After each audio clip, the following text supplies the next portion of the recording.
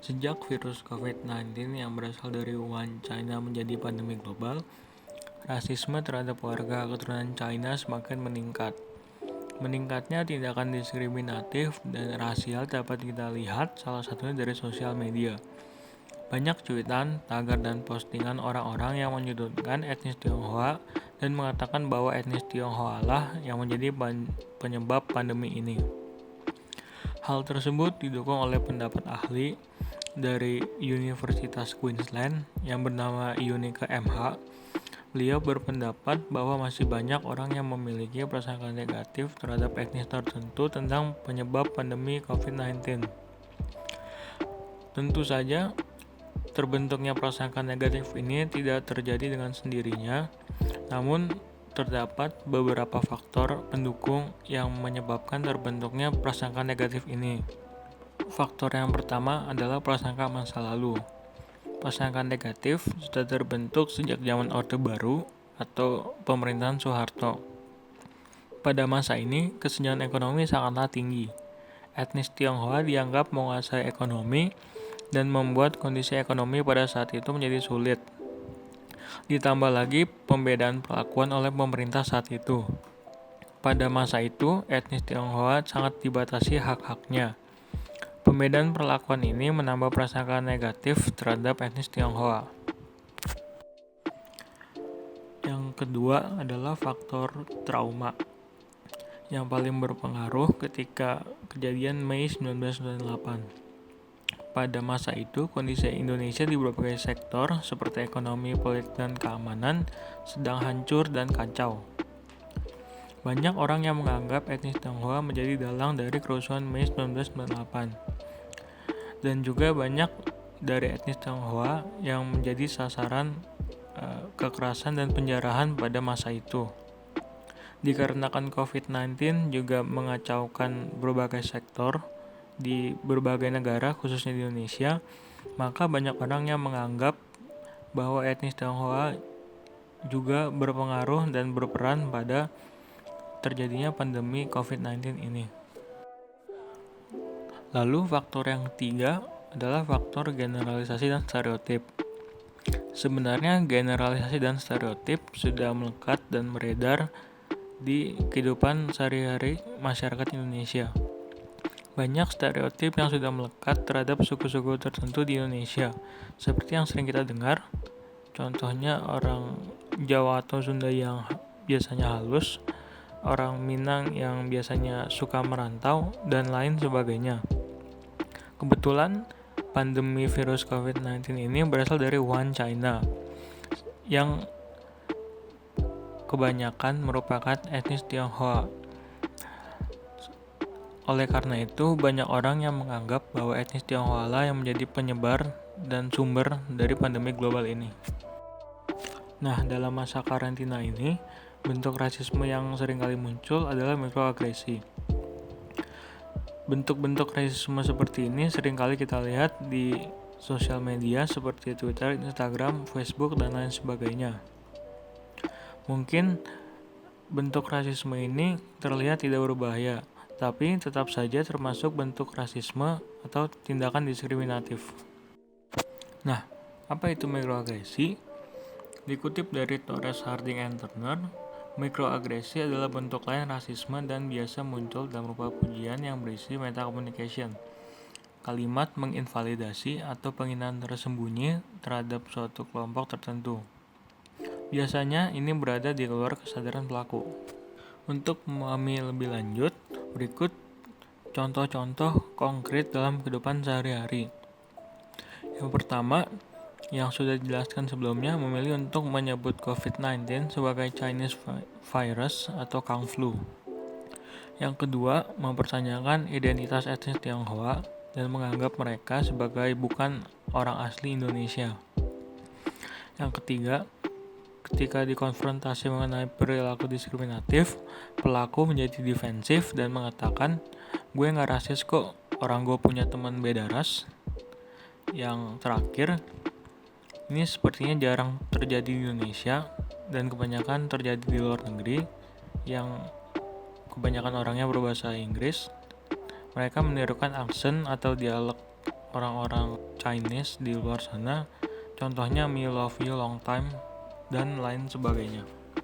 Kenapa sih ketakutan dan kecemasan orang karena COVID-19 bisa menyebabkan rasisme dan diskriminatif?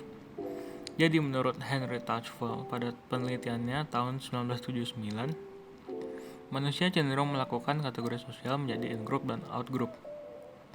Nah, dalam pengkategorian ini, seringkali individu melebih-lebihkan perbedaan in-group dan out-group dan persamaan antara anggota suatu kelompok, sehingga menyebabkan anggota in-group mencari hal negatif dari out-groupnya.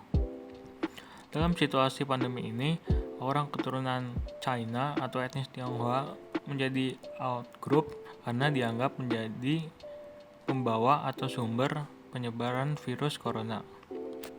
Diskriminasi ini dilakukan oleh berbagai kelompok umur dan ditujukan bagi seluruh individu yang termasuk dalam komunitas tersebut. Teori identitas sosial memaparkan bahwa etnis Tionghoa menjadi kelompok outgroup karena dianggap sebagai penyebar virus. Lebihnya lagi, diskriminasi ini juga dilakukan oleh berbagai kelompok umur. Dalam salah satu lembaga survei Amerika Serikat yang bernama Pew Research Center, mereka mengadakan survei yang berjudul Pandangan kepada Etnis Tionghoa oleh kelompok umur di Amerika Serikat selama penyebaran COVID-19. Dan dapat dilihat selama penyebaran COVID-19, kelompok umur 18-29 tahun sebanyak 53% orang berubah stigma terhadap etnis Tionghoa. Lalu pada kelompok umur 30-49 tahun, 67% memiliki stigma tidak baik terhadap etnis Tionghoa. Hal yang sama juga dapat dilihat dari kelompok umur 50 tahun ke atas. Sebanyak 71% orang juga memiliki pandangan tidak baik terhadap etnis Tionghoa.